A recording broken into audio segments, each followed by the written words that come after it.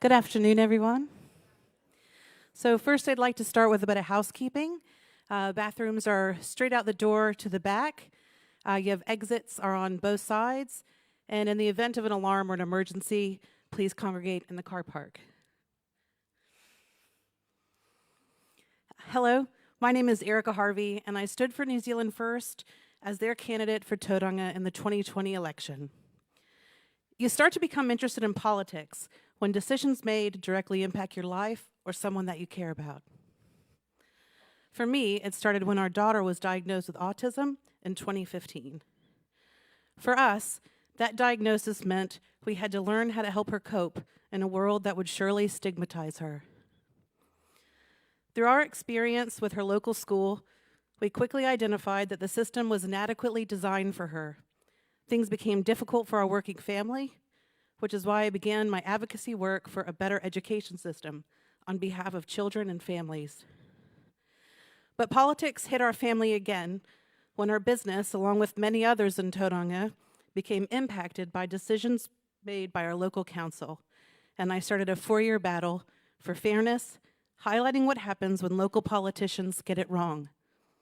This error cost our local economy $130 million by not listening to the concerns from the public.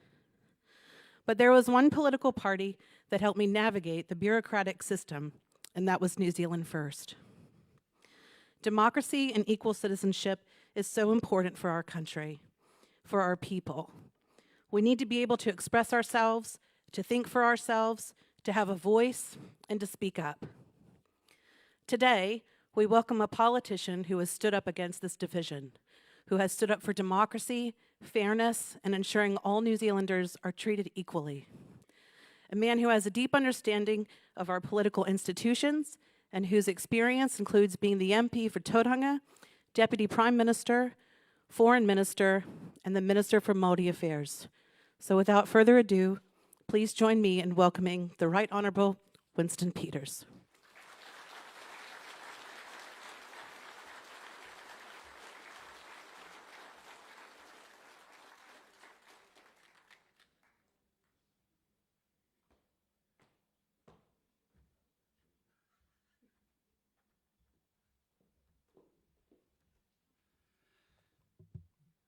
Thank you very much, Erica.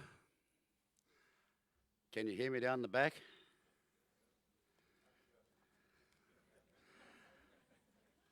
You know, I won't tell you which politician was somewhere recently and asked that question. Can you hear me down the back? And this guy said, yes, I can, but I'm happy to change seats with someone who can't. Good afternoon, and it's great to be back here in Tauranga, which has had an awful lot of publicity lately. Unfair, I might think, because this was an inquiry conducted by the same person who conducted the Labour inquiry, and the media accepted the Labour inquiry, but not the national one, from the same person. You think things might be a bit biased here, but that's what happened, but I'm not here to talk about that. We're about a year away from the next general election, which is cause for serious contemplation as to the state of this country, a time for consideration as to how this has happened. How did we get to where we are now? And a time for consideration on the personal commitment to do something about it, and then to set out, having accepted a commission, to do what we've got to do to save New Zealand.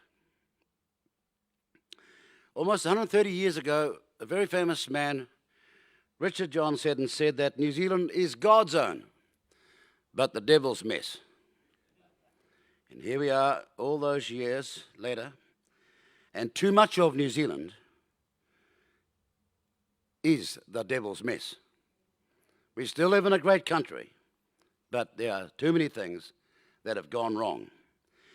And when you say that New Zealand can do better, many in this room know what I'm talking about. We were the number 2 or 3 economy in the world. We were a country where people got off a ship in those days, not an aeroplane, as a political scientist student to study a country called New Zealand where things were unbelievable and where no other country was able to parallel what we were doing, where the total number of unemployed in the country was not 29,000 or 2,900, but just 29 in the lifetime of people in this room. We can do better. We live in an abundant country with resources that are the envy of many nations. We have hitherto developed a democracy that's been the envy of many peoples. One of only 9 countries that can claim these last 154 years to have been following an unbroken line of democratic elections, except in the 2 great wars. Only 9 nations worldwide in all this time can make that claim, and we're one of them. We have grown an economy to once be, in the lifetime of people here, admittedly not younger ones, older ones, number 2 or 3 in the world.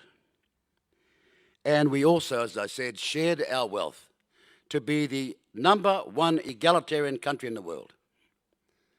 This country, the size of the UK, but with the population of Manchester, did all that in its former times, and we could do it again, but not with the prescription we're following at this point in time. In recent decades, and particularly of late, we've seemed to have lost our way, and the gathering clouds on the horizon call for us to take stock of our economic and social circumstances. Many international observers, look at New Zealand and they see huge economic potential, but they can't understand why of late our economic performance does not reflect that. Countries like Singapore, whose only assets are their people, remain bewildered as to how a country like ours is of late unable to help all its people properly. Singapore, as you well know, though, was a country that we, in our economic heyday, used to assist under the Colombo Plan. And we used to have 2 battalions of soldiers there to help their security. And then, of course, they just roared past us to being the world leader whilst we went in the other direction. And, all these people and politicians and commentators will give you every other excuse other than the worst one, which that it's someone else's fault. Maybe too many people in this country have taken their eyes off the prize. Under wise leadership, Singapore used the skills and training of their people to get where they wanted to go to. That's all they had. A country the size of Lake Taupo. Independence in 1965. But look what they've done. And they used to envy us. And what happened to us? Shouldn't it be a time for contemplation, a time for reflection? Perhaps it's long since time to change the criteria by which we measure economic success in New Zealand. Pick up the papers, and day after day, you've got all sorts of experts writing about what they don't know. They don't know how successful we once were. They don't know in the lifetime of people here, we were looked at as an unbelievable paradise. We were the lucky country, not Australia. We were. But here we are. Looking at the criteria for economic success has to change. Time to understand that instead of talking about gross domestic product, which nobody understands, why don't we talk about incomes per person in New Zealand? So then we can compare incomes per person in Australia or Singapore, or dare I say it, a country of 350,000 people in total, Iceland, doing about 22,000 per capita, better than each one of us. This place looks like Mars. It's cold as anything. It's volcanic. It's everything. But they've taken it, the small population, which tells you that massive populations are not the secret. It's skilled, trained people that are the secret for a country, and Iceland and Singapore are 2 classic examples. It's time for us to reconsider how we judge things, because if we deal with per person per New Zealander incomes, or if we deal with per person income growth, then we might start to look to have policies that really work rather than the confusion and shroud that we've got at this point in time. You know, when did you last hear about the median wage for New Zealanders? And when will they ever give you a list of 10 other countries that we can judge our progress by? They won't do that. And you might say, look, some of you have been in politics a long time. Why haven't you changed it? Well, we have tried to change it. We're a party that said your measuring unemployment is a total lie. You're telling New Zealanders the state of unemployment based on a fiction. It's not complicated, but they won't change it. You know how you become an employed person in this country and go off the unemployment register and the unemployment record? You get 1 hour's work a week and you're employed. Do you believe that? Do you believe that's honest? Do you believe that's any way going to give you an image or a picture of what is happening in our country? I'm certain you don't. But they won't change it. We tried to get Grant Robertson and Jacinda Ardern to change it, and they wouldn't do it. This is meant to be the party of the left, the party of the worker, the party of the poor people. Wouldn't change it. Oh no, National had that, we're not going to change. Now, if that's your view about politics, then you're not going to take anybody forward, and it's no surprise where they're going backwards now. Now, we take the view that the only thing wrong with our country, if you take that view, that the only thing wrong with our country is the government, if we follow that partisan pathway that we followed for the last 40 years, then, ladies and gentlemen, we're going nowhere. You know how it goes. We're going to try out this crowd because we're going to get a new crowd because they couldn't be worse than the last one. You've heard it over and over again. They couldn't be worse than the last one. Who buys a car like that? Or a dog or a cat or an animal on the basis it couldn't be worse than the last one. But you know we have done it over and over again. Or this sentiment, it's our turn now. I've heard National people say that. I've heard Labour people say that. It's our turn now. And the question that they're immediately asked by us is, turn to do what? Just to occupy the thrones of power? Be made an ambassador, get a knighthood? And I can tell you how many have got a knighthood and how many have been ambassadors and they shouldn't have left this country. I wouldn't have made them an ambassador to the smallest district in New Zealand. But there they are, off to be an ambassador overseas with no qualifications on foreign policy whatsoever. Unbelievable. Worst country that happened to was Canada. Year after year, every 3 years, we'd send a new ambassador over who was a former politician. No wonder we made so little progress with Canada.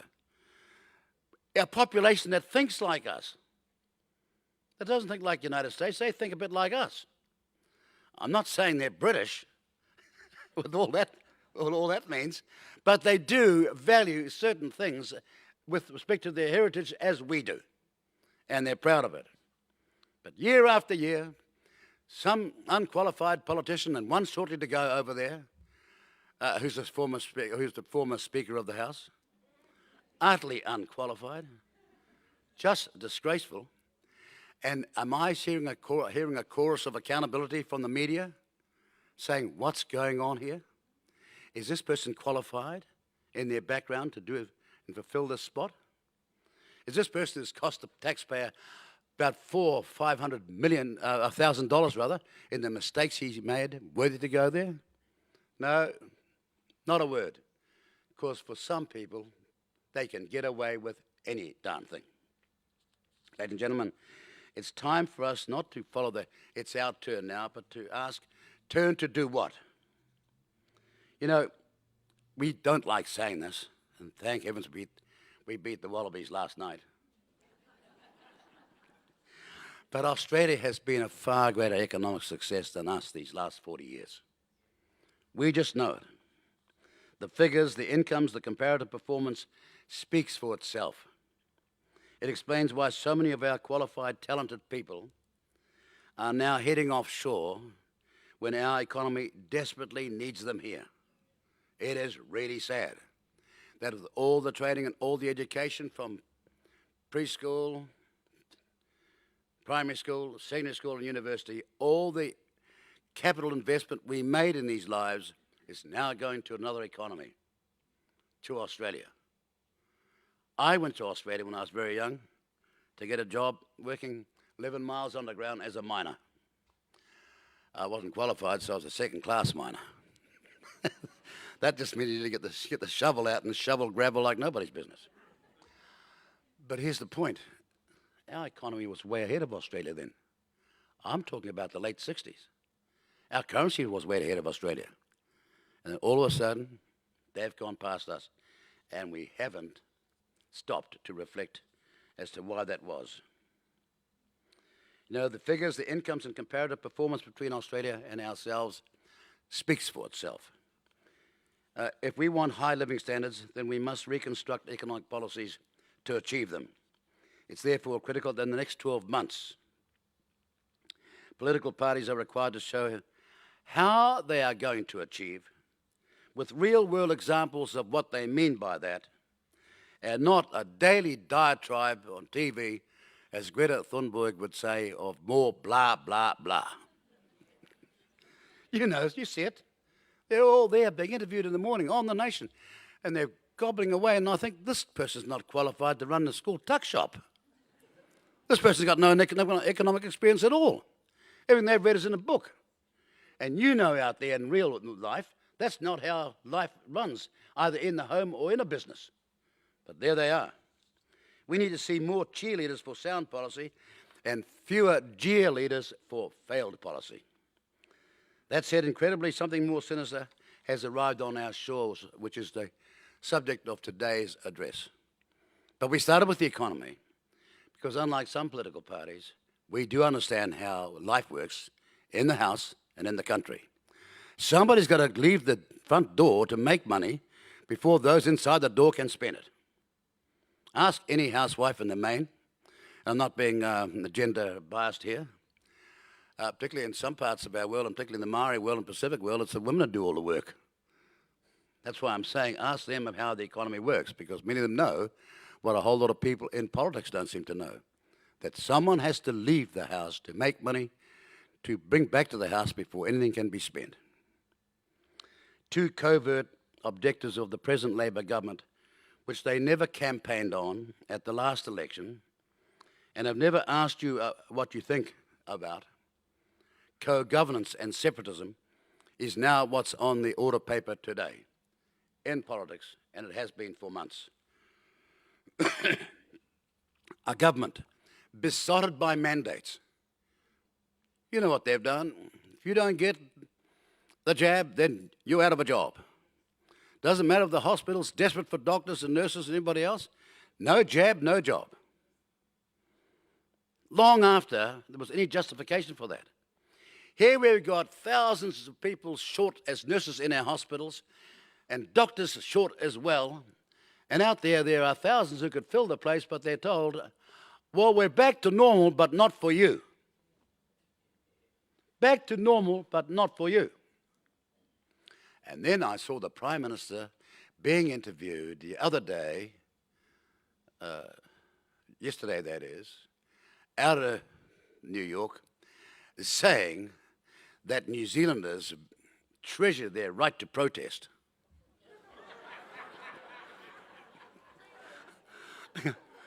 What? You saw it? It was on The Nation yesterday. I just about fell out of my chair. In fact, I'm glad I took a recording of it because I played it back again later to make sure my hearing wasn't going on me. Unbelievable. A government besotted by mandates ramming changes down New Zealanders' throats for which they have no mandate, and that's the point. Spending hundreds of millions of taxpayers' money on spin, virtue signalling, and gaslighting to cover the population, to cower the population into submission. It's their Tina principle. There is no alternative. Have you heard that before? I heard that before under a guy called Roger Douglas. And here it comes now all these years later, almost 40 years later, and that's what they are saying. And what is astonishing are the number of people in the commentariat, in the media and academia who are saying they're right without one fact or piece of evidence to back them up. And that's why these series of meetings are being held by us around this country, because we want New Zealanders to know what's being done in their name so that they can do something about it. We're asking New Zealanders this time, in 2023, the election will be a now or never moment. No time to start being apathetic. No time to think, oh, maybe I'm too busy, I'll go on holiday for the weekend. If you really are concerned for your future, your children's future and your grandchildren's future, and you are really proud that this country's past with all its mistakes, then we are going to have to collectively do something. In this drive for separatism, history is being rewritten. Laws are being reinterpreted. And precedent is being jettisoned for racially linguistic jargon that would shock Maori scholars of a former time. That's the fact. I hear people making statements like Willie Jackson, and I think to myself, if Sir Apriana Ngata, who got a law degree in 2 years flat, and that's a record in this country, if he heard you, he wouldn't know what on earth you're talking about. He's got the brain, he's got the experience, he's got the knowledge. You, Willie, never have had it at all. But then you've got all these people in the media saying Willie's right, because they haven't got enough guts to say Willie's wrong. And this speech today, ladies and gentlemen, is to tell you that the biggest victim of this charade or fraud are going to be the ordinary Maori people worse than anybody else. This is a defence of the ordinary Maori, whose needs I have seen over the years being squandered by the elite, who use the Maori numbers but have never worked for Maori at the base or on the ground. You know, we meet here in a city that arose from the Battle of Gate Pa, the most devastating victory that Maori had anywhere in New Zealand. Just in case Ngāti Porou or Ngāpuhi or Tainui think that they are better than the locals, this was the most devastating victory in any part of the Anglo-Maori Wars. In the city of Gate Pa, you know, this is progress. The longest-serving MPs here in Tauranga have had a Maori background. You know one of them, his name is Bridges.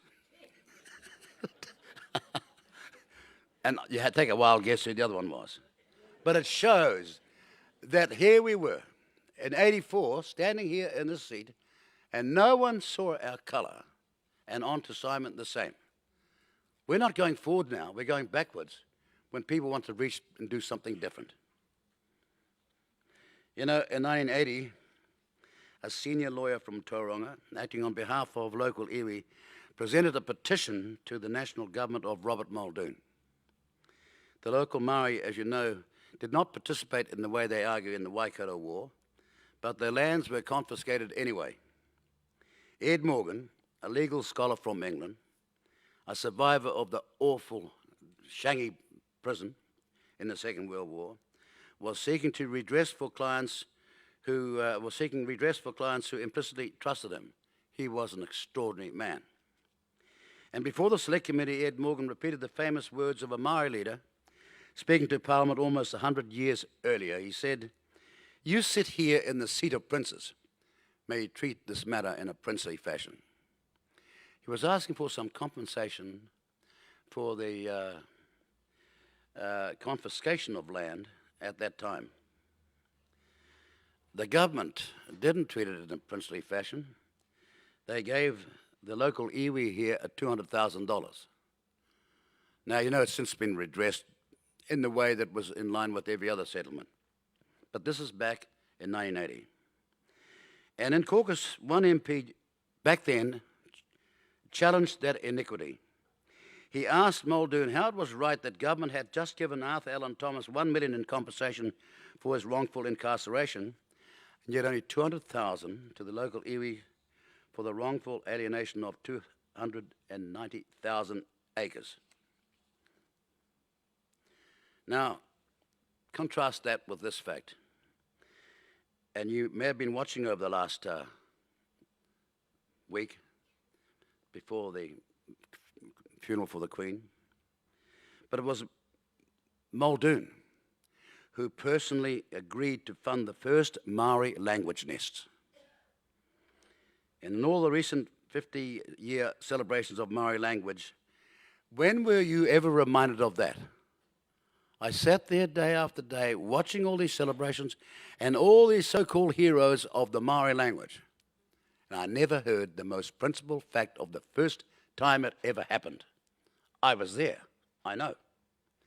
What happened was, you wouldn't have got that from all the celebrations you heard of the last 50 years on television the other day, or over the week.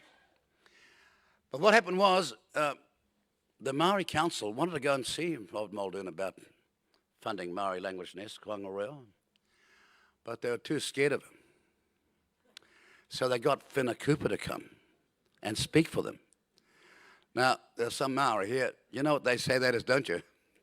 But they did. They got Whina to speak for them. And so they're all in his office as the Prime Minister, sitting down. Whina's presenting the case for asking for $1 million to fund Tauranga Reo, start-up Maori language. Right? She hadn't been going but a few minutes, and Muldoon looked at her and said yes.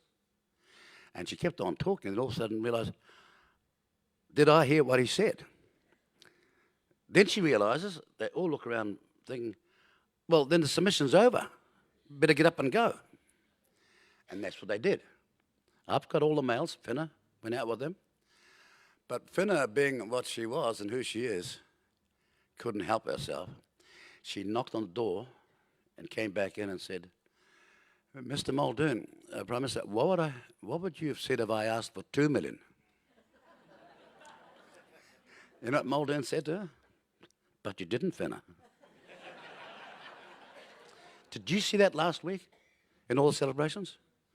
I mean, I am just sick to death of people who don't know what went on and don't have the decency, regardless of what political background it was, to give credit where credit's due. Sure, he screwed up with Tauranga, and we corrected it later on. But he certainly got that part right. And after that, of course, it was National that set up the Kura Kaupapa units. It wasn't Labour. But you'd think that they were the people who did all these things. Anyways, back to my point. What I'm saying is, getting things right has always been a work in progress, and there are countless examples of how our country has grown to achieve just that. However, today there are processes being put in place by this government that are not based on fact, they're not based on history, and they are certainly not based on sound law. They are based on separatism. And unless we New Zealanders rise up to this challenge, this malignant development, against this malignant development, then our country will be unrecognisable and on a certain path to the third world and apartheid. That's what it means. You know, as the good book says, of whom much is given, much is expected. Yet today, to put it most bluntly, we are being told that in our past, everything Maori was good and everything white was bad. You're hearing it day after day after day. Everything that Maori was good and everything white was bad. And that no good whatsoever came from colonisation or modernisation. That had we avoided either, we would be living in Shangri-La in the South Pacific. That's what they're saying, ladies and gentlemen. Dissect, examine what they're saying. You know, in February 1840, and we who have got a Maori background well know it, in February 1840, Maori were practicing slavery in this country and cannibalism. That is a fact. It was a society where the chief's word was gospel. The word tino rangatiratanga means that. The chief's word is gospel. But these days, when you see so many people trying to exercise it, you could be confused because they're not chiefs and their words aren't gospel. But they're out there getting a whole lot of coverage, and boy, the social media does not improve it. New Zealand was a country, as we well know, of great violence. If you get a chance, read a book, Married and Gone to Live in New Zealand, by an English woman who had married and come to New Zealand in the 1820s. And you realise, from a person's point of view, just what a violent country we were. We, who've got a Maori background, know exactly what we're talking about. And if anyone wants to argue about that, then how come us Ngāpuhi are so suspected by the rest of you? Right? You know, in Rotorua, down the east coast, you go to Tauranga, they're horrified that you come from there. I just want people to be honest about the circumstances. When one looks at the violence of that era, when one looks at the number of Maori killed by Maori in the lead up to the February 1840, they are estimated to be in excess of 20,000, much greater than the total loss of Maori in all wars following that, including the First, Second World War, Korea, Malaysia, and Vietnam all put together. Those are the facts. Yet on the first Saturday of this month, the New Zealand Herald, I think it was the 3rd of September, carried a 2-page article. In fact, I got it here. Somebody has been helpful. 3rd of September, a 2-page article under the headline, Whitewash ? Did you see it? Whitewash ? The question mark does not save that article. Among a number of learnings is this claim, quotes, and on the British side, they were perfectly happy with the idea of Maori continuing to manage their own affairs, end of quotes. And then referring to the English draft of the treaty, quotes, that the drafters expected self-government to coexist with Maori sovereignty, that the two texts of the treaty reconcile rather than clash, end of quotes. Ladies and gentlemen, I don't care what your background is, be Maori, European, or any other background. What I've just read out is breathtaking, both in its simplicity and its naivety. Add up the number of tribes or iwi that were there in 1840. That's how many self-governments would have existed in New Zealand. Just think about it. This stuff is coming out of universities. Add up all those chiefs who were there on Waitangi Day, multiply their tribes as well, all having local self-government. How many self-governments would you have had? And to say that the people standing there were so dumb not to understand and question what I'm saying now, or put the questions I'm saying now, is arrogant in the extreme. If it was remotely possible, which self-government's word or which self-government's order or directive would have prevailed between the iwi or indeed over all iwi? Ask yourself. That's what this article just said. They were happy for them to go on with self-government.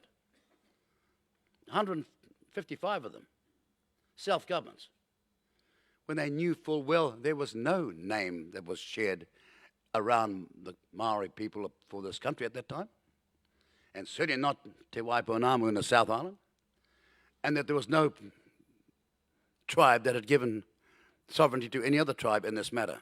But this ridiculous thing is being said. You know, romantics might have a field day, but we are here and we are required to deal with the facts, not fiction.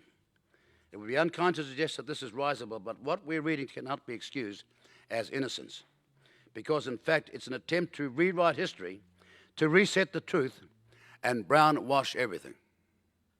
And if any Maori think that these people are going to be the passageway to their improvement, then they're kidding themselves. The Herald article also has a revisionist rewrite of legal history itself more recently in terms of the famous 1987 land case. It said this, referring to, quotes, the famous 1987 land case in the Court of Appeal, which cemented the principle of partnership in the treaty, end of quotes. All here in this article. Ladies and gentlemen, there is no reference or precedent for the claim of partnership in the 87 land case. In a legal and constitutional sense, partnership was never, ever part of that case. And those that claim it was, when challenged to justify their interpretation, respond not with fact but with fiction. When asked to show us how they arrived at this interpretation, there is a deafening silence, not a mutter, not a murmur, not a syllable, not a sound. Their view is a contempt for the court's decision. Their view is that the Court of Appeal in 87 simply ignored the words and meaning of the Treaty of Waitangi, the words which specify equality for everybody in this country. It's distressing. This misrepresentation, misinterpretation, misexplanation cannot go unchallenged. And over the years, the Treaty of Waitangi, as brief as it is, as you know, has never been always honoured, and has been, nevertheless, often dishonoured. But the point is, we're on a project trying to improve together our great nation, and we should remember that. Two wrongs do not make a right, and much of what is being argued lately now is simply wrong, misleading and self-serving in its malignant purpose. If you're a Maori, can I put it to you this?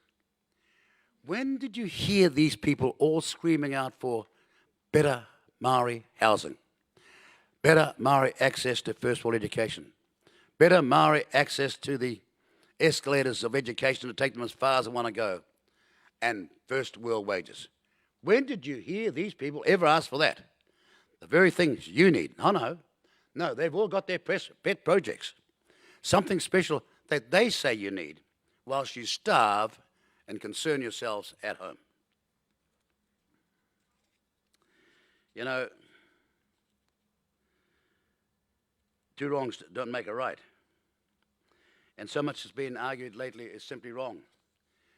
In 1840, there was slavery in this country. We all know that. 8 years earlier, Wilberforce and his leadership had seen the outlawing of slavery in the UK. And as that was going on, remember, in Africa, the same time, all the blame is now placed on one people, but in Africa at the same time, countless African kings and leaders were the first link in organizing their people to be slaves from that continent. That's the truth. That's the reality that these people never want to honor. It's always, you people are all wrong. White is wrong and brown is right. And when you start getting to that absolute thinking, the people who suffer are the ordinary people, and indeed the country. What I'm saying is no society historically has ever been comprised of angels. But our job is to learn from history, and in doing so, not repeat its mistakes. In 2022, that's what we must do. If we wish to give equality to all of our citizens, then their real needs must no longer be a distraction, a diversion, a pursuit of extremist policies. All over the world, people share a dream with Maori, to have a safe, affordable home, to access first world health systems, to step on the educational escalators and travel as far as their commitment will take them, and to first world incomes. All over the world and all over this country, that's what everybody wants. People who realize that dream can also sustain their culture. And of course, Maori have a right to their language. Every culture does, where that is practical and possible. And with new online learning, of course it's possible today. But it's got to be practical. If you're down in the South Island and in a class of 35, sadly the classes are going up, not down, how can we possibly provision you a teacher for that, but not go to the high-tech answers to provide you with the answer for training? It's just got to be practical.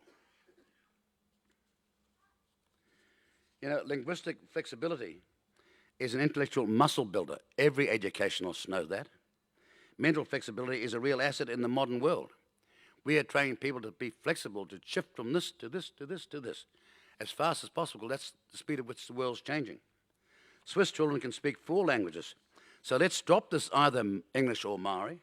We can do both, but it should not be compulsory. Right.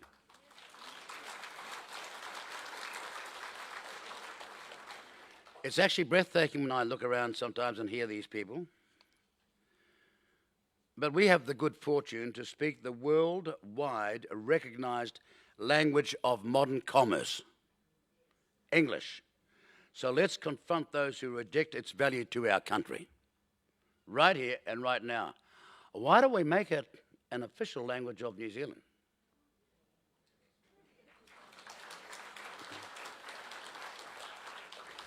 No, I'm afraid you're going to have to make more noise than that if you want this to happen.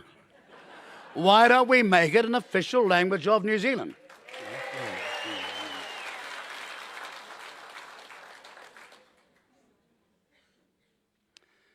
Ladies and gentlemen, a gloom has formed over our country since 2020. Rights are now being based on race, not humanity or equality. This is a government of distractions where minor matters are a priority and major matters are neglected. The left and too many academics are obsessed with class, race and gender. Gender ideology is filtering into our schools with the prospect, and you watch in years to come, of countless future court cases being taken by young children and teens who were never given the chance or the time to mature to make the decision themselves. It's criminal, and somebody's got to stand for them. You know, a bit of history. In the aftermath of the 2017 election, New Zealand first had a chance of a modified status quo, of going with national, or a real change where capitalism would regain its human face. But you can remember, can't you, those people in the National Party saying, we're not going to go into government with Winston Peters? Oh, yes, you do, surely. They were saying it over and over again. We're going to rule them out. Of course, mind you, it changed pretty quickly the moment the election was over. But the point is, we were surveying the economic circumstances there. There was a massive housing crisis, you can recall it. There's a massive health crisis, educational decline, wide disparity of incomes and growing lawlessness was happening back in 2017. And in our negotiations with Labor, we said, we want to fix our police force up. We want 1,800 new frontline policemen and women. We cannot deal to this lawlessness without having the forces to do so.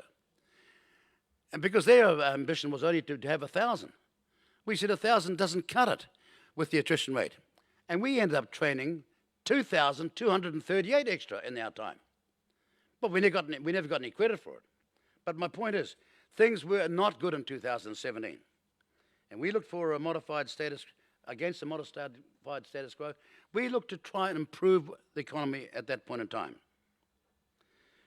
You know, the New Zealand First Caucus voted unanimously for change, to be an engine room for good ideas and a handbrake for bad ones.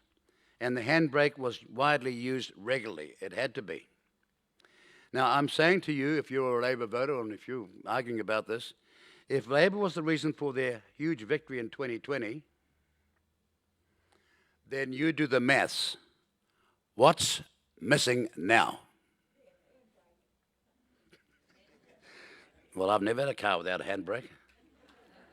Pretty dangerous. But if they were the reason why they got that massive majority in 2020, what's missing now? We got no credit for it, but go through the portfolios that we in New Zealand First ran. Foreign affairs, New Zealand aid, defence for the first time now getting the respect of our international friends. The Provincial Growth Fund with countless jobs all over the country, the biggest mussel farm in the world being built in a Portuguese, and everything else over in this country, up and down New Zealand, the Provincial Growth Fund and all those plans. Kiwi Rail was being run to the ground when I became its minister. It's been turned around dramatically. The training of, say, frontline police were just a few of our achievements. And they are in stark contrast to Labor's performance in their portfolios. If you want to contest that, mental health under Labor has been a $1.9 billion disaster. Education under Labor has seen an escalation of falling education standards. And something far worse, massive truancy. How can you possibly learn if you're at home? This is the capital in which we've got to develop our country in the future. And Maori and Pacifica are losing out the worst. The very people we need to give the skills to are not there at school in the first place. Lawlessness under Labor is a daily, hourly headline. And as for their 100,000 house target over 10 years, that's just been a joke with minister after minister, one after the other. Our health system under Labor is stressed to breaking point everywhere, as you know.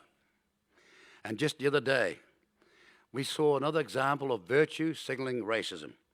Training Maori and Pacifica to be doctors should always be important, regional, rational and logical. But Health Minister Little's new enforced ethnic target has medical schools targeting 40% of all med students to be Maori or Pacifica next year. 40% of all med students to be Maori or Pacifica next year. Because Mr. Little wants them to, quote, reflect the diversity of our communities. Ladies and gentlemen, that's plain virtue signalling extremism. The Maori people never asked for that. This target has no connection to the ethnic population ratios in New Zealand at all. But hundreds of students with qualifications to enter med school are going to be shut out unfairly simply because they have come from the wrong race. And the health treatment of all New Zealanders will suffer, but none so more as Maori and Pacifica. Ladies and gentlemen, policies for race, not need, are what's being put in place at the moment. Policies for race, not need, are what is being put in place at the moment. New Zealand First is not interested in promoting woke, racist, separatist projects. When Labor presented these to New Zealand First, we said no. We said need affects every race.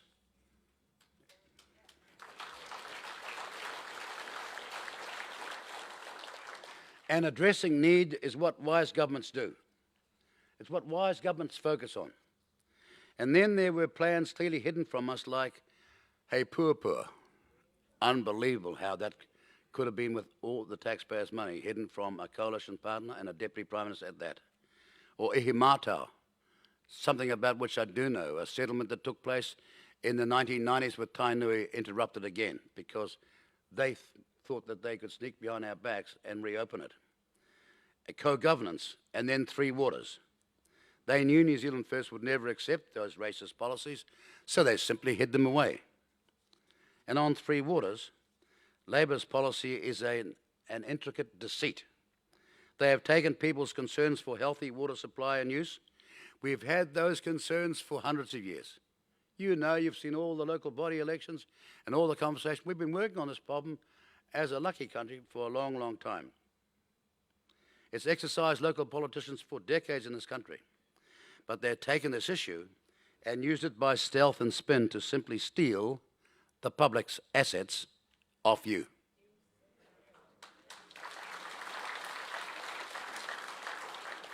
There can be few parallels for the insincerity and duplicity of politicians like this one.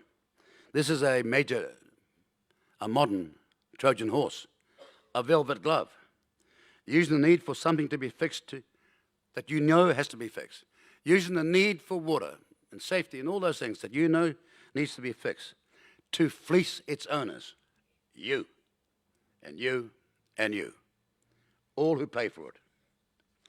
Where 50% of the 12-member boards, that's 6 out of 12, must be local iwi, and decisions must be by 75% majority, then Maori control is Labor's purpose. And the mass numbers of Maori in this country never, ever asked for that. The mass number of Maori in this country are not unfair. They never asked for that. But there are so-called Maori elitists who, in the name of the mass majority of Maori, are making these demands and getting away with it because no one's got the guts to challenge them. And you need to, whether you're European or you're Maori. 50% on a 12-member board, but a 75% majority before you can get anything to change means that a small minority is in control, and that's Labor's purpose. And remember, if you are a Maori, not of local heritage, if you're a Maori, not of local heritage, then you will have no more say in who the 6 Maori members are than your non-Maori neighbours. So if you're down the South Island, where you've got 20 local bodies, and you're there with Ngai Tahu, and you are from Ngāti Porou, or you're from Ngāpui, or Ngāti Wai, or Ngāti Hine, or wherever, or from Tauranga, and you're down there, you don't get a say. No, just Ngāi Tahu. A small minority, whilst the rest of the South Island and you, because you happen to be Ngāpui, you're from Ngāti Porou, are going to get the other half, but they're going to have veto over the decision-making when it's all over. This is a nightmare, and it has to be exposed for what it is. You know, for that Maori, the one that's living down there, but not from Ngāi Tahu, you are part of a powerless, massive majority alongside all other New Zealanders. And you, like the rest, will be paying for the costs. In government, New Zealand first stopped Labour's racist, undemocratic, unmandated policies. We did it over and over again. But now in government by themselves, without your agreement, they propose to legislate them through as though you are powerless and impotent. And for those that disagree with this thesis, for those who are sitting in this audience or watching this live feed today, who say, oh, you got it wrong there, my question to you is, really? So why don't you tell us why you didn't tell the Deputy Prime Minister and his coalition partner before the election, and the New Zealand voters as well? Come on, answer that question. And they can't. It's no use coughing and spluttering and looking elsewhere and waving hands around like an Italian waiter. When this question is put to you, answer the truth. Labour can't answer that question without lying to you, and many in the Labour caucus know it. Ladies and gentlemen, human capital is a nation's most valuable asset. And all the while, our most important asset, which is human capital, is being neglected. If you doubt that, look at the level of truancy in our schools today. Some of us were shocked to see that it was 42% plus in any given day in some schools. 42% plus in some schools. Compare our once world leader status in literacy and mathematics to what it is now. We've gone from being number 1, number 2, number 3 to about number 33. And the number one critical economic and social problem we have is our failure to train and treasure our human capital. And I mean everyone living legally in New Zealand. If we want to be a country of recovery, we must take our young people and our people in all sorts of occupations and give them the training and skills to be number one. We've got the people, they've got the brains, we just haven't got the policies. When these two become imbalanced, you know, and what I'm talking about is people are either human assets or they're human costs. If you doubt that, ask Mum. There are some going out and bringing money in, and there's some too young to go out and get money in, and they're costing us until they get old enough to go out and get money in.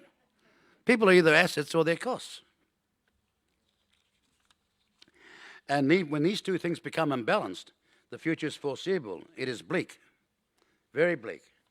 In all the cacophony of woke claims being made today, when did you last see a march, and here's the contrast, when did you last see a march in our streets for better literacy and mathematics standards? Can you remember that? When did you see anywhere in New Zealand people marching for better literacy and mathematics standards? But I tell you what, if they were putting shonky fuel into your car, you'd be marching in the streets, because the car won't go properly. And if you don't put that into your young people, they won't go properly either. It's time for us to get some priorities here. It's for time to us to realise what's important and what is less important. The petrol comes from Singapore anyway. No, sir. The fact is, it comes, and it could come, and in an extreme emergency, provide us the facilities to keep going, no matter if we had no imports from our own country. But they've stopped that as well.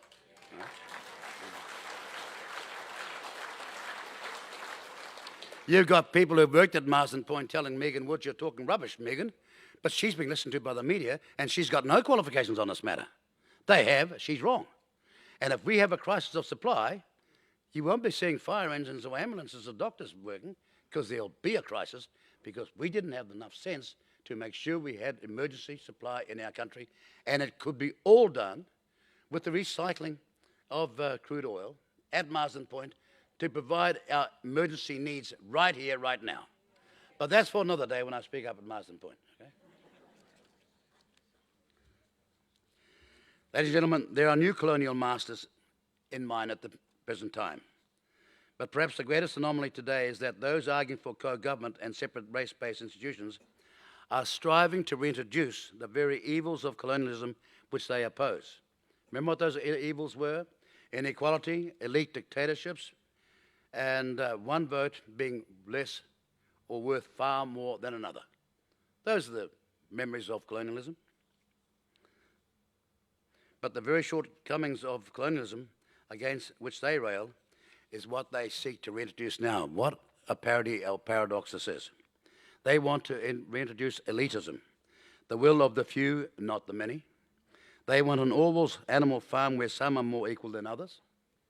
They want inequality of rights, which is the anathema of democracy.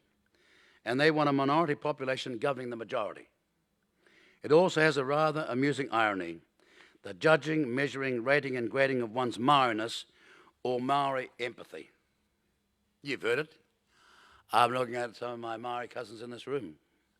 Those Maori who don't agree with them are dismissed as potato. Brown on the outside, white in the middle. Come on, you've heard it. He's a potato. Brown on the outside, white in the middle. How amazing. These bro and sister cheerleaders have clearly never seen a Maori potato. It's not white in the middle.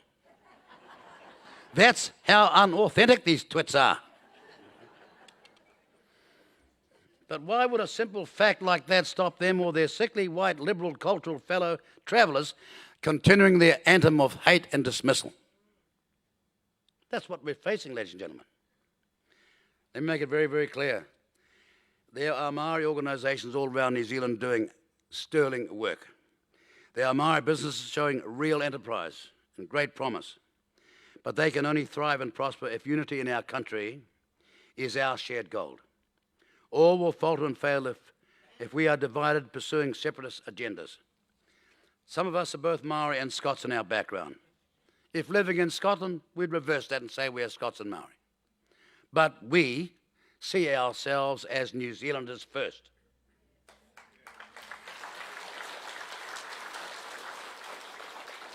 We see ourselves as part of a land we're trying to develop together, part of a culture we're trying to mould together, a land and culture that in the 21st century we are trying to grow together, of many strains with a common purpose of being New Zealanders and proud of it.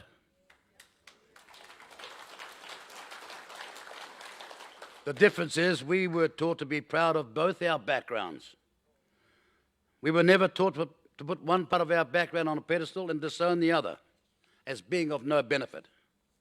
We were never taught to hate the Scots oppressor, who were the English, but rather to adopt their good spirits, their good points, get an education, work, save, and keep our eyes on the future. And people forget the British were colonised as well from outside. It's not unique, so let's get over it. We were told that for people to be equal in a modern context, we needed the training. Free to be equal because we've been given the tools to be. Thus, we became university graduates working all over the world from those backgrounds. We are not going to disown our past. We are not going to disown our backgrounds, all of it, or our racial heritage, all of it. I've seen so many people that are one part almost in 512 Maori. That's one part Maori in 512. And the rest of it, the 511, they reject. It's tragic. Where did we go so wrong? You know, our eyes are on the prize of an emerging culture of being New Zealanders. In our ethnic backgrounds, before and beyond New Zealand, the examples of colonialism, despotism, evil, class warfare and racism are all legendary. Everybody here has got that in their past. But we've tried to start something new in this country, and we're not going to give up now because some people have lost their way who've got no direction. We have all these things in common with Maori experience. Our objective is to learn from it and not to repeat it. Not to settle the score, so to speak, or believe that we can, this far out, right the wrongs of history. You cannot, but you can learn from them. It means we have to change. Either choose to change or be forced to because circumstances demand it. And, ladies and gentlemen, right now, circumstances seriously demand that you change. Change because we are growing up and our experience tells us to. Change because we have seen the alternative and we're alarmed by it. Change because we wish to be a leading first world country again, knowing that everybody in our country, if trained and educated and skilled, is a critical asset, the human mother lode that will take us back to greatness for our country. It's time for us, having considered our situation as a nation, contemplated how we got there, committed ourselves to the task ahead, to now accept the commission and set out to make New Zealand God's own again. But I have to tell you, ladies and gentlemen, you won't be able to, in the next 12 months, sit at home on the armchair and be neutral and not involved. If you want to save this country, you're going to have to make a commitment. You're going to. That's that serious. As Elvis sang, it's now or never. We don't win this election and the rot sets in, we'll not turn this country around. And I've seen countries that have gone from being the leading economy in Asia, like Burma, Myanmar, to catastrophe. Like the leading economy in South America, Venezuela, go from being the biggest economy to a catastrophe. And it could happen to you, and it could happen to us. Extremism, whether it be of the left or the right, is always disastrous. Extremism in policies are never designed with fairness in mind, but political preference. What we are witnessing in New Zealand today is neither modern nor futuristic. It's a hopeless lurch, a terrible leap backwards to a tortured past. Ladies and gentlemen, either you are for separatism or you are for democracy.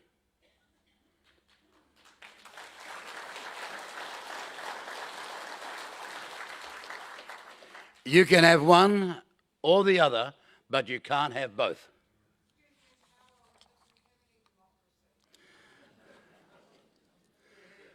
And if you take that mute view that you don't have to do something about it, you never will either.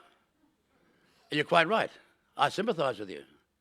How you ended up in a situation of no democracy and no election in 2 weeks' time is beyond me. This used to be the citadel of democracy. This is the home of New Zealand First, for goodness sake. Now you've got someone who's a former Minister of Education from the East Coast presiding over your affairs. I know that, but back to this message here, and then we'll get on to your democracy. Either you are for co-governance or you are for democracy, but you cannot have both. Either you are for separatism or one law for all, but you cannot have both. Either you are for a universal franchise where every vote is equal, or you are for separatism. You cannot have both.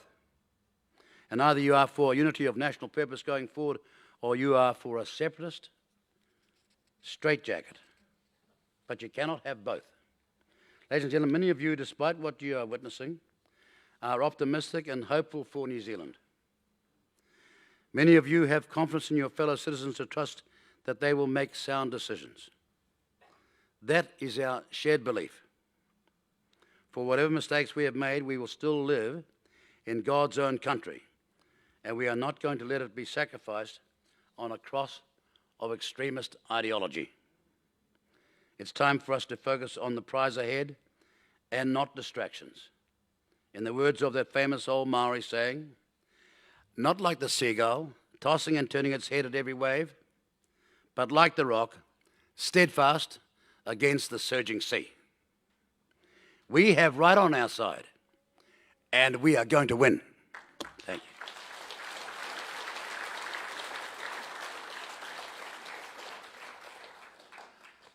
Any questions?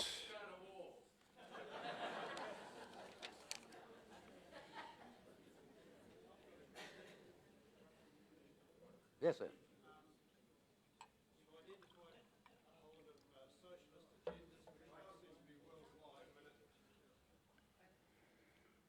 It's working?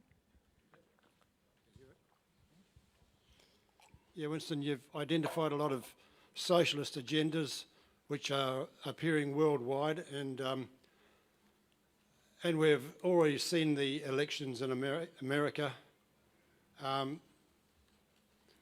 there's a lot of suspicion about the government getting in there. My question is, with the worldwide tend towards socialism, are we going to be able to, do you have the capacity in your your New Hey, Zealand mate, First? you got to be time's of the essence. All right. In New Zealand First, do you have the numbers there to be able to make a difference if we vote for you? Because we want to see change. We don't want to see this. Let me ask you. I got the gist of your question. Right. Do you have what it takes to make the change? Yeah. If we back you. Yeah. I don't know if you remember. It's April of 2020, and the Serious Fraud Office announces they're investigating a party called New Zealand First. It was filthy. It was dirty. It was politically rotten. It was a jack-up, and I said so. And it took them all the way to the court for them having to admit before the election that they weren't investigating me, my colleagues, or any member of my party. But they didn't leave off then. The fact that they were prosecuting Labour and National at the same time, and others, they were private. No, we were in public. All before the election. Headed up by some dingo from Tasmania who headed the SFO's office, who's now gone. This is the third one I've got rid of in my career. The third leader of the SFO I've got rid of in my career. But look at the damage it did to me coming into the 2020 election. All this malignant defamatory statements. And then we got hammered by the fact that it was COVID and lockdowns. You couldn't even hold a public meeting. And all that's over. Now, we're big people in New Zealand First. No, he's crying over spilt milk. Get off, like Frank Sinatra in that famous song said, every time I find myself down on my face, I get myself up and get back in a race. Yes, sir. We can do that. Because this is only the second meeting of many around this country. And the reason why I've got confidence is that our mission is to take the truth to the people of this country, and I'm saying the truth. I'm happy to debate with any of these people. Have you ever seen Willie Jackson debating with me on TV? I challenged him to, but he said no. Right? Or for that matter, Jacinda Ardern or any of these people. But then again, what's happened? They spent $55 million to bribe the media of this country and to buy them off. Right? And if you want to know why I'm going to have hundreds of meetings, is the only way to get the truth out there is to go and talk to ordinary New Zealanders, which has always been our recipe for success. All right? Next question, sorry. Getting a bit passionate about this. Yes, sir.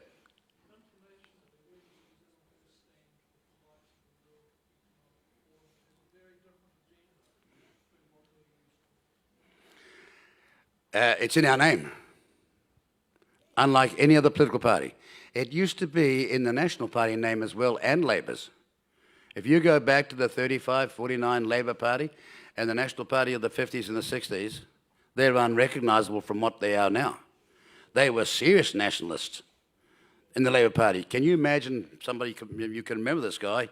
I barely can, but some of you can. Would you think Peter Fraser would do half the silly things we're doing now? Can you think Holyoake would do that? Holyoake has stopped Murdoch trying to buy the Dominion, saying, no, our press should be owned by us. See how far we've gone down? But my answer to your question is our name. This party is called New Zealand First. Not second, third or fourth. First. Yep.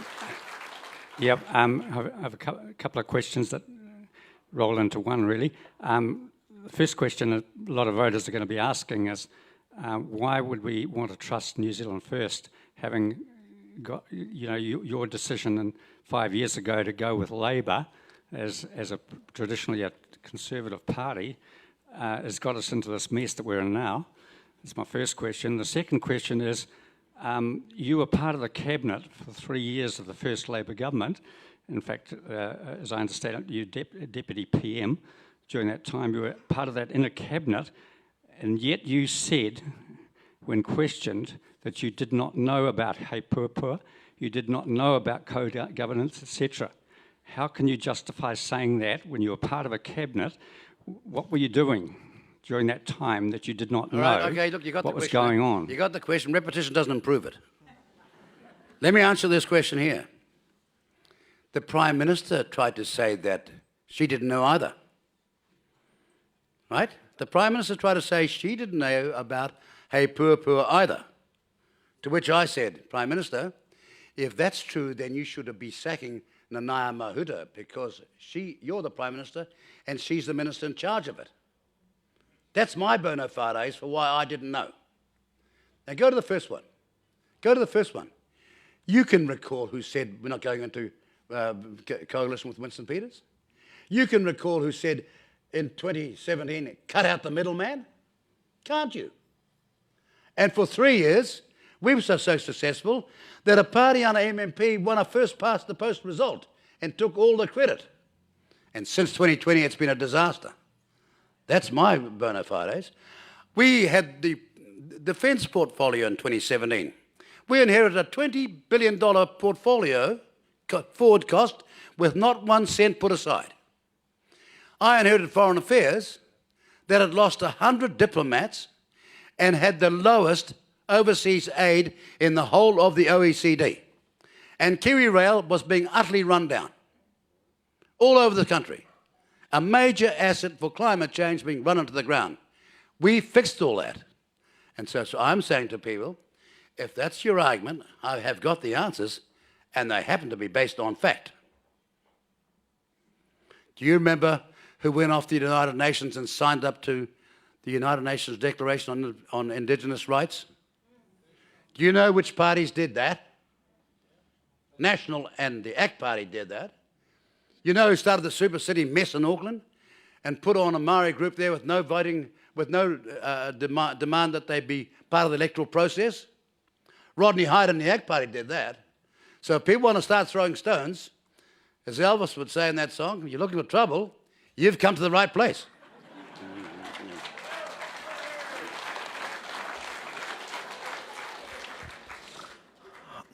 Hi, Winston. Thank you for letting me to talk today on Q&A.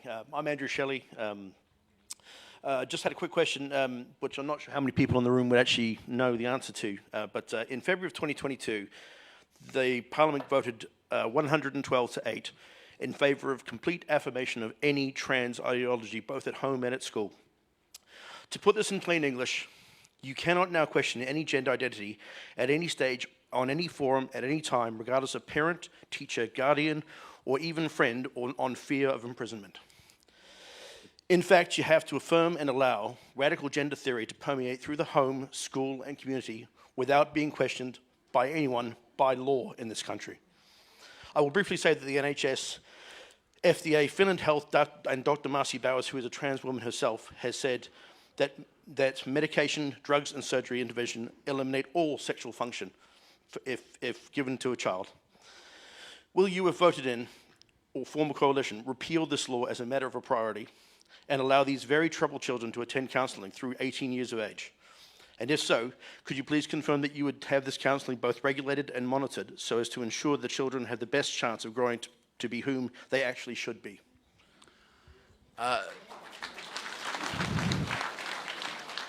You and I haven't talked before, have we? We have actually a long time ago when I was at school. Yeah, but not about this matter. No. Right, but I had it in my speech. I told you that in the future, because of this unholy mess passed by Parliament, there are going to be all sorts of legal actions being brought by children, and they've got a right to bring them. Because at a time when they needed the protection of adults to give them a chance to be mature enough to make their decisions, this was just rammed down their throats. That's my answer. Yes. I'm a byproduct of a school 50 metres from here. Can you all hear me? Speak. You gotta use it. I'm a byproduct of the school 50 metres from here. This is sort of relevant to my question. There's a world-famous saying that says, if voting was to create a real change, would they ban voting?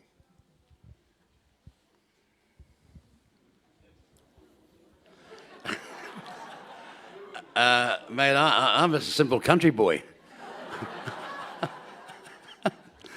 I can't quite get that one. What I mean by that is all the parties that we all vote for Yes.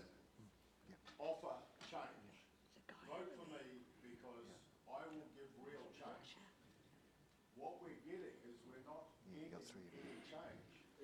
All right, okay, I get you now. That's fair enough. Okay, let me put it to you. I'm not being rude, and you look like a pretty young guy, but are you over 65 years of age? I'm over 65. Have you got a gold card? Yep. Do you get super? No, do you get super? Yep. Is it being taxed because of how much super you get?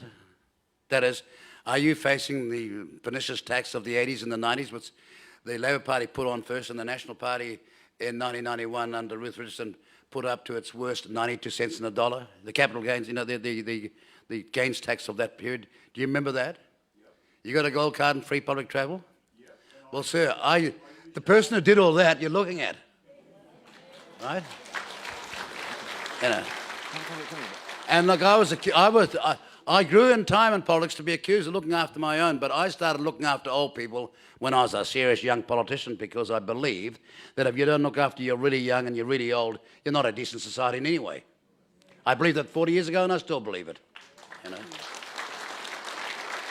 I just got to make sure I go amongst that 890,000 retired people with a gold card and remind them who gave it to them.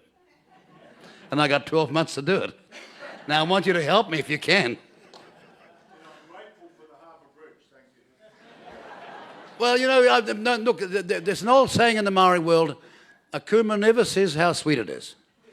But when I came here to a snap election in 84, the Kaiamais was a metal road. Going up there to Kerikari was a metal road and beyond. There were no bridges here, across the Harbour Bridge at all. There were no roads like half the alphabet you got now. And when we had finished, you had 2 bridges with no tolls. Just one not very nice memory, though, having got the bridge, even though you didn't vote for me in 2005, I got you the bridge anyway, and I can remember Michael Cullen, who was the finance minister, saying, "Why are you asking for that, Winston? I didn't vote for you." I said to Michael, "It might be strange to you, but I made a promise I'm going to keep it. And plus, I've got the balance of power. Do you want to be the treasurer or don't you?" Don't have to have many arguments like that. And for the first time ever, Fletcher's built a bridge before time and under cost, with no toll. But here's the rub, and you remember it very well. I never even got invited to the opening initially. But you need to remember, you should never get too slighted. I remember Oscar Wilde's famous comment. They ask without grace, they accept without gratitude. I'm not talking about you. I'm talking about those councillors that didn't see it decent to invite me to the opening of the darn bridge that I'd got, by making a commitment because we had the balance of power in 2005. And in the end, the local papers embarrassed them into inviting me. No. I'm not going to be nasty to Simon. He's gone now. Kia ora, Mr. Winston Peters. Yes. I've had your attention. Thank you for your talk this afternoon. The Resource Management Enabling Housing and Other Matters Amendment Act of 2021 went through Parliament very quickly late last year, 19 days for submissions from the public, and it was very undemocratic considering it was the most significant planning legislation in our history. Fast forward to today, in August, most everyone in the room would have got a letter from in the letterbox from the council to say that large, vast areas of Tauranga were now medium density builds, and developers could go ahead, build up to 12 metres in height, not far from the boundary, without a resource consent. And there were also some areas of Tauranga, which I live in, which have been also proposed to be high density, going up to 4 levels, and and so forth. Residents are incredibly upset at this. Loss of views, loss of privacy, devaluation, loss of sunlight don't come into the equation because there's no resource consent. The level 4 stuff will be decided after the next general election. So if you are part of the next government, what will you do about this legislation? Can you turn it around? Certainly, what would you do about the level 4 stuff? Because that is a decision that will come after the election next year. Thank you.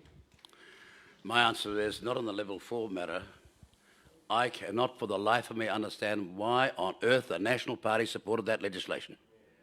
It's breathtaking. I cannot understand how they did that. No, don't blame some international body. It's just people who are gutless or stupid who do things like that. Let's put blame where blame belongs. You saw recently in Christchurch where the council there rejected intensification. But their mayor, poor Leanne Dalziel, forced by her Labour Party membership, had to vote with Wellington. She knew that they were right being opposed to intensification. That would ruin her city. But she still voted against that and voted on behalf of the government when she's meant to be working for the ratepayers. And this is a tragedy.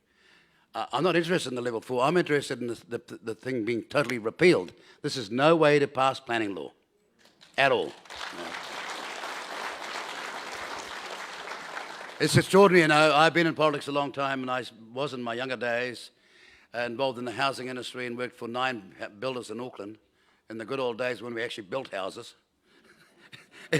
True, when for decades we built houses and houses, and we were the world leaders in building houses until some of these geniuses got involved in how to run the country, and we stopped doing that. But my point is that the idea that we'll become a rent nation worries me massively. When people get to have ownership, and it was known by many of us in the Maori world, you give Maori the ownership in a home, they know they've got a stake in their country.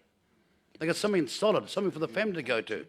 And we were doing far more in terms of Maori housing back then than they're doing for European housing right now.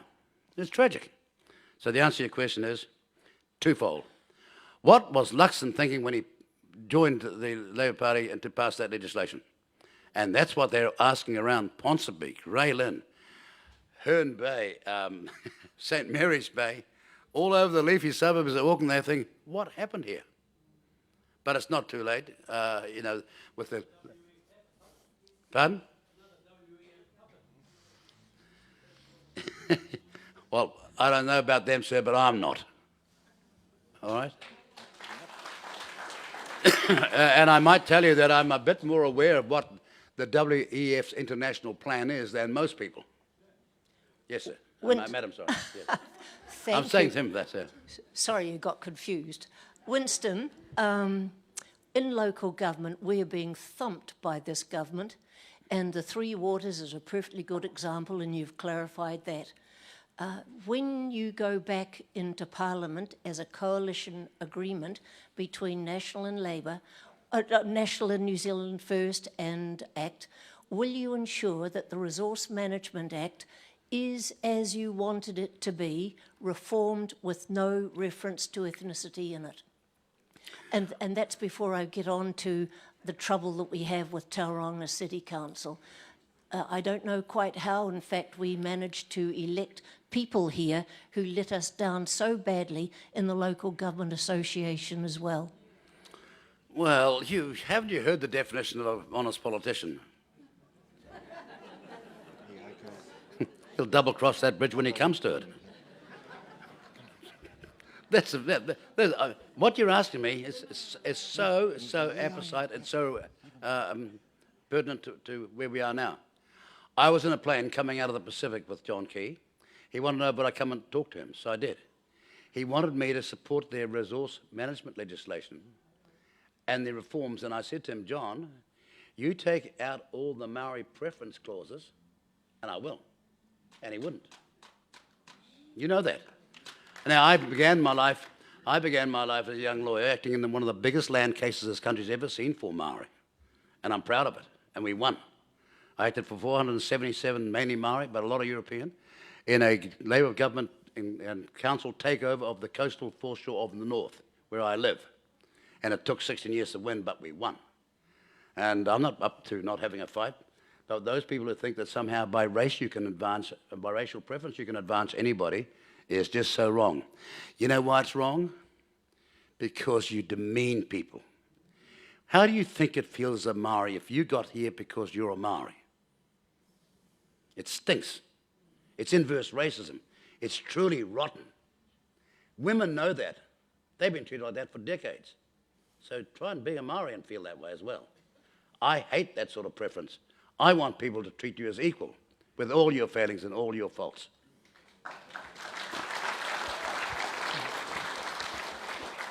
Maybe I take 2 more questions. I'll tell you a little story. I've got to go overseas first thing tomorrow morning. And to that, I've got to have a 24-hour, inside the 24-hour rats test. Not the political rats test, I mean the one up, the one up your nose. You won't believe what's going wrong. So we bring up and do all the work coming down last night to try and find a place on the Sunday in Tauranga for the long weekend. Yes, don't worry, you can go to 100 to First Avenue. We get there, oh no, we don't do that anymore. I said, what? We were talking, we got the phone number, everything here. No, we don't do that anymore. What can we do?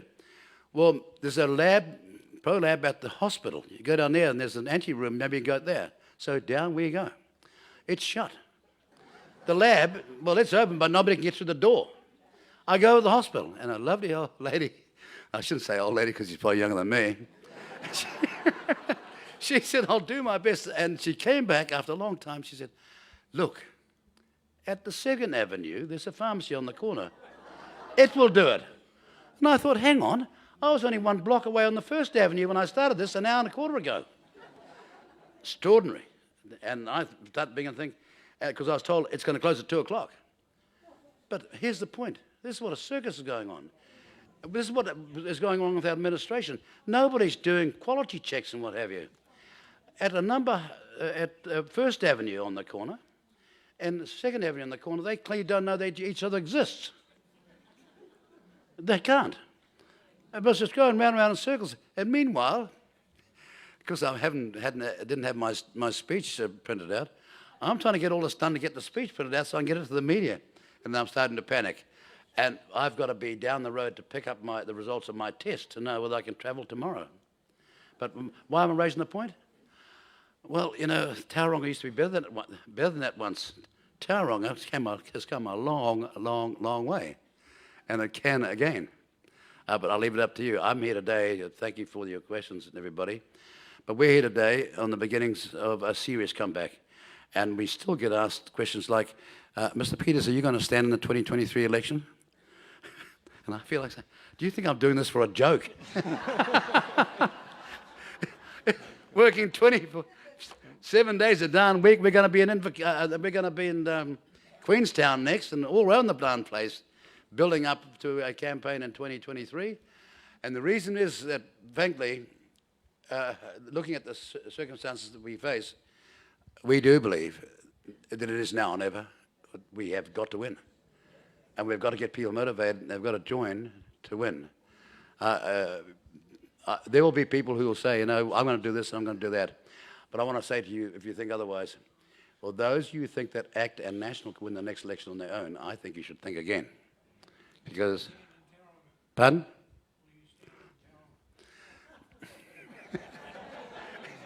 So I had 25 great years in Tauranga, and I worked really hard, and I always at the time said I was happy to be the MP for Tauranga against all their things. I never stood for one promotion anywhere at that time. But the reality is, times move on. The last time I was waiting at a bus stop, literally speaking, in Tauranga, in 2005, the bus ran over me. And as I say, I'm only a simple country boy, and I know one thing, if a bus runs over you, don't go back to that bus stop again. But I still want your support. Thank you very much.